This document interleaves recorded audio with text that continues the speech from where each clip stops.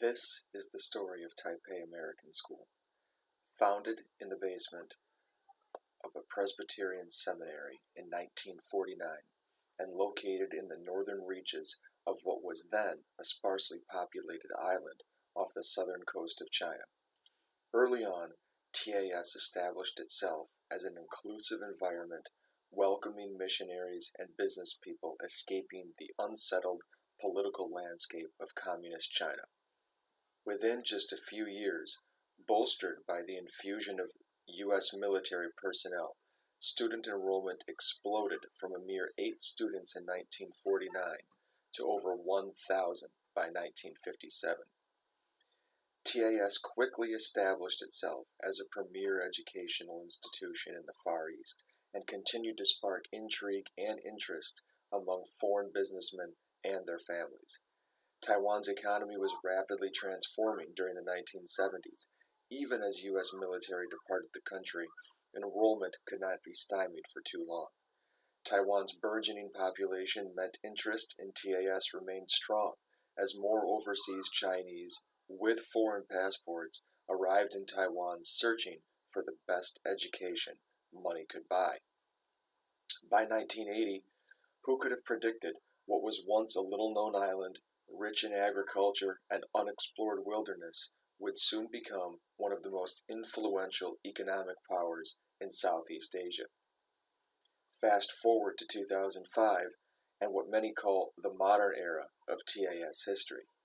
A slowing Taiwanese economy was no longer the fiscal stallion of Southeast Asia. However, TAS remained the educational jewel of the country, touted for its high academic standards and loathed for its even higher tuition. On the outside looking in, it would have appeared as if the TAS machine was humming along smoothly, unaffected by Taiwan's economic trajectory. Few knew that TAS was, in fact, engulfed by crisis.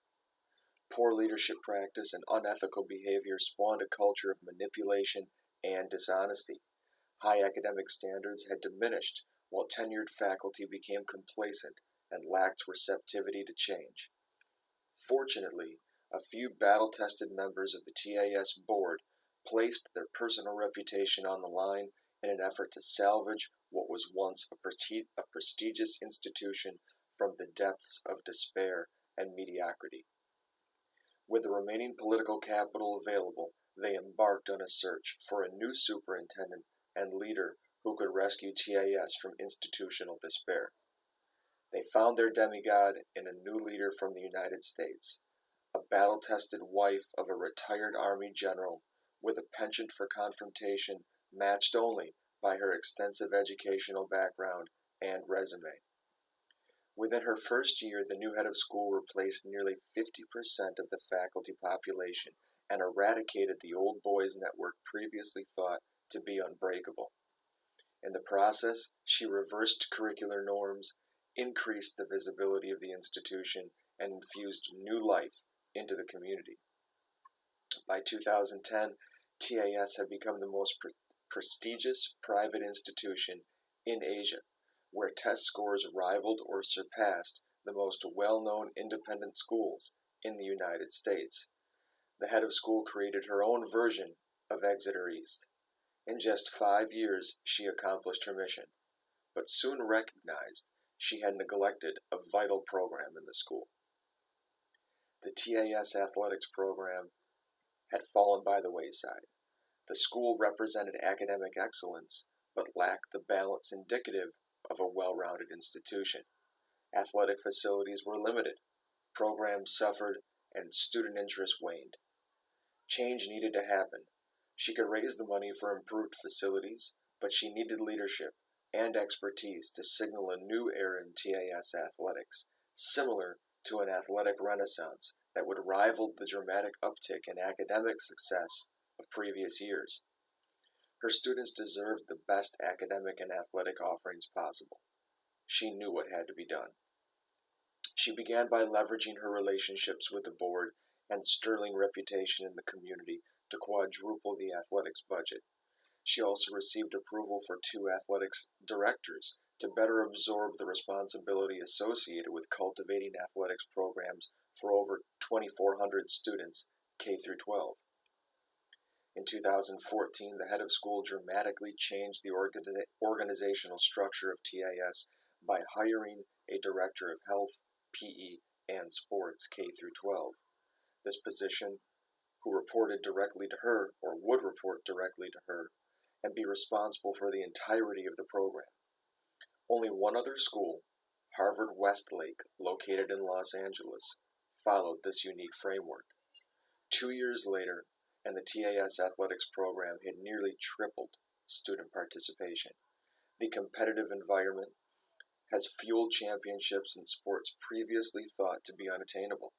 Most importantly, the students' athletic experience has been maximized.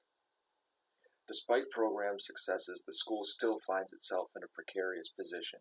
Divisional principals did not agree with the organizational shift when it happened, and remain poor advocates of the program. Communication between departments has become less and less effective, occasionally deviating from professional boundaries while approaching personal toxicity. Divisional principals have consciously cultivated negative groupthink, shifting the focus away from the student experience. This insidious mindset indicates a counterculture comprised of divisional principals and a few select faculty who have pre-existing personal relationships with leadership. All is not lost. Athletics has accomplished so much within the last few years. Fortunately, it's not too late, but leadership finds itself at a fork in the road. They must confront the personal cowardice and toxic behavior responsible for stunting the growth of athletics and PE programs at TAS. An authentic attempt at realignment for the betterment of the institution will be required, or they risk being consumed by the complacency and indifference of a slow organizational death.